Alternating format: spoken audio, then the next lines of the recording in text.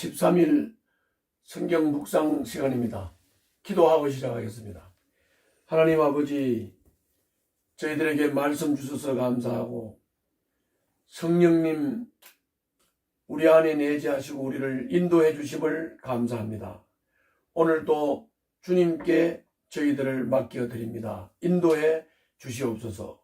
예수님 이름으로 기도하옵나이다. 아멘. 오늘은 누가복음입니다.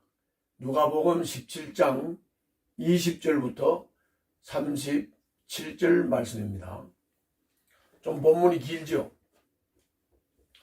자, 좀 구분을 해서 묵상을 한다면 20절부터 21절까지는 하나님 나라에 대해서 말씀하시는 거고 22절부터 37절까지는 인자의 날, 다시 말하면 종말의 날에 대해서 하나님께서 공정하게 심판하시는 마지막 날, 종말의 날에 대해서 지금 말씀하고 있는 것입니다. 자, 그러면 오늘 이 말씀을 왜 하셨습니까? 그게 20절에 보면은 바리새파 사람들이 예수님에게 물었습니다. 하나님 나라가 언제 오냐고. 거기에 대한 대답입니다. 하나님 나라에 대해서 예수님은 명확하게 이렇게 대답했습니다. 본문 한번 보시죠. 20절 그 중간쯤에 보면 따옴표 있죠. 그 이하로부터 21절까지 보면 예수님이 하나님 나라에 대해서 말씀하신 겁니다. 하나님의 나라는 눈으로 볼 수 있는 모습으로 오지 않는다.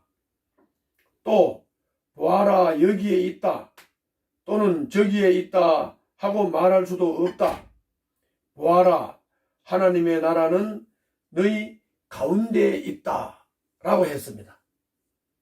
그러니까 하나님 나라는 지금 현재 눈에 보이지 않습니다. 물론 완성된 하나님 나라에 가면 다르겠지만 지금 현재는 하나님 나라는 눈에 보이지 않는다는 겁니다. 그런데 또 여기 있다, 저기 있다, 그것도 아니라는 겁니다. 그리고 또 아주 충격적인 말씀은 하나님 나라는 너희 가운데 있다 라고 했습니다.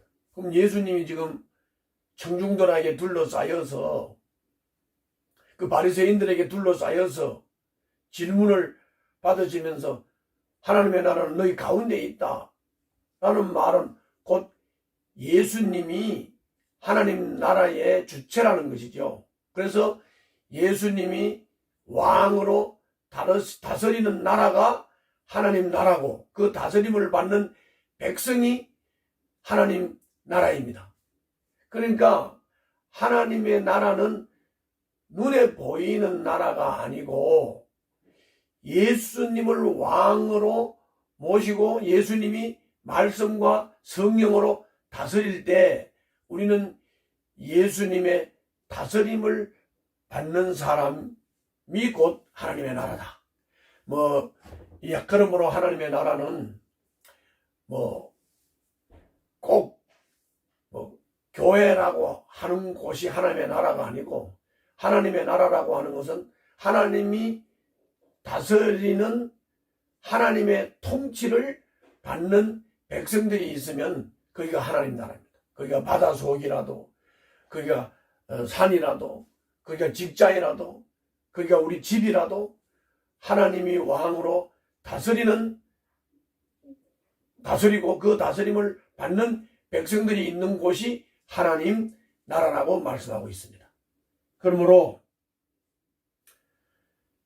우리 주변 우리 곁에 계신 하나님 나라의 왕이신 예수님을 우리가 발견하고 그분이 말씀을 통해서 성령을 통해서 우리를 다스리고 인도하심에 인도를 받으며 그 다스림에 순종하는 삶을 살아야 되겠습니다. 저도 오늘은 그렇게 다짐을 했습니다. 다음은 22절부터 37절까지 그 종말의 날, 하나님이 공평하게 심판하시는 마지막 날, 그날에 대해서 주님이 말씀을 하셨는데, 먼저 23절부터 24절에서는 그 마지막 날도 오해하지 말라는 겁니다. 여기 계신다, 저기 계신다, 그런데 미혹되지 말고 따라가지 말라는 겁니다. 그렇게 하나님 나라가 오는 게 아니라 24절을 보겠습니다. 자, 24절. 마치 번개가 하늘 이 끝에서 번쩍하여 하늘 저 끝까지 비치는 것처럼 인자도 자기의 날에 그러할 것이다 라고 했습니다. 다시 말하면 하나님 나라는 은밀하게 오는 것도 아니고 여기 있다 저기 있다 이것도 아니다. 번개가 치는 것처럼 모두가 다 알도록, 모든 사람이 다 알도록 공개적으로 예수님은 다시 오신다. 마지막 날이 그렇게 온다는 겁니다. 심판의 날이 그렇게 온다고 하는 것입니다. 그리고 또 이 마지막 날, 인자의 날이 오는 것 전에 25절에서는 내가 고난을 받아야 되고 십자가를 져야 되고 이 세상으로부터 버림을 받아야 된다 라고 말씀하심으로써 예수님의 십자가의 구속의 사역이 바로 이 마지막 날이 오고 하나님 나라가 이루어지는 바로 핵심이라고 하는 것을 또 말씀하고 있습니다. 그러면서 이제 이렇게 예를 들었습니다. 26절부터 27절에서는 노아의 얘기를 하시면서 먹고 마시고 시집가고 장가가고 하면서 하나님의 마지막 날, 심판의 날을 또 구원을 준비하지 않았다는 거죠. 그 다음에 또 28절부터 30절에서는 롯을 얘기하면서 마찬가지로 먹고 마시고 즐기고 나무 심고 집 짓고 하면서 세상에 취해서 마지막 날을 준비하지 않고 구원을 준비하지 않았다는 겁니다. 그러나 마지막은 온다는 것이죠. 심판의 날이 온다는 겁니다. 그러면서 31절, 32절에서는 그 마지막 날이 올 때 지붕 위에 있는 사람들은 식구 데리러 내려가지 말라. 들에서 일하는 사람들도 마찬가지로 데리러 내려가지 말라. 롯의 아내를 잘 기억해봐라. 롯의 아내가 불과 유황으로 소돔성을 심판할 때 세상에 미련을 두고 돌아보다가 결국 소금 기둥이 되었다는 것입니다. 우리가 마지막 날을 준비한다. 인자의 날을 준비한다. 구원을 준비한다 하는 것은 세상에 미련을 두지 말고 세상에 매력을 느끼지 말고 오직 하나님 나라에다가 소망을 두고 구원의 소망을 두고 인자의 날을 바라봐야 된다는 겁니다. 롯의 아내처럼 세상에 미련을 두고 돌아보게 되면 구원을 받을 수가 없는 것입니다. 심판에 빠질 수밖에 없는 것입니다. 그 말씀을 하시는 겁니다. 그리고 33절입니다. 33절 다 같이 한번 보겠습니다. 33절. 그러면 우리가 하나님 나라를 준비해야 되고 구원을 준비해야 되고 인자의 날을 준비해야 되는데 어떻게 준비해야 될까? 그 말씀입니다. 누구든지 자기 목숨을 보존하려고 애쓰는 사람은 잃을 것이요 목숨을 잃는 사람은 보존할 것이다. 이게 핵심입니다. 요게 안 되면 두 사람이 같이 맷돌을 돌렸는데 하나는 데려가고 하나는 버림받는다. 또 두 사람이 한 잠자리에서 잠을 잤는데 하나는 데려가고 하나는 버림을 받게 된다라고 말씀하고 있습니다. 그러면 이렇게 생각하는 사람이 있을 거예요. 야, 그 구원받는 게 참 어렵다. 목숨을 보존하고자 하면 잃는다 그랬고, 목숨을 잃으면 보존한다고 했다.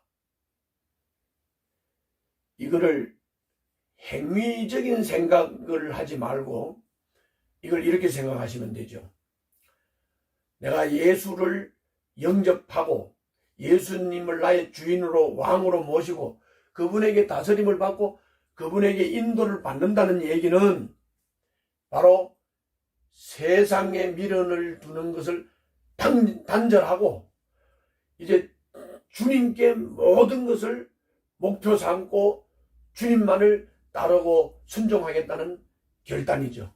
그것이 바로 자기 목숨을 보존하려고 애쓰는 사람은 잃을 것이요 목숨을 잃는 사람은 보존할 것이라는 핵심입니다. 하나님 나라를 위해서 하나님 나라의 모든 가치를 두고 오직 그것을 목표로 살 때 우리는 마지막 날 심판의 날에 구원을 받게 될 것입니다. 데려감을 받을 것입니다. 자, 주님이 이렇게 마지막 날을 말씀하시니까 궁금해가지고 제자들이 물어봤어요. 어디에서 이런 일이 일어나느냐고. 그랬더니 주님이 이렇게 말씀했어요. 죽음이 있는 곳에는 또한 독수리들이 모여들 것이다. 이렇게 말씀했어요.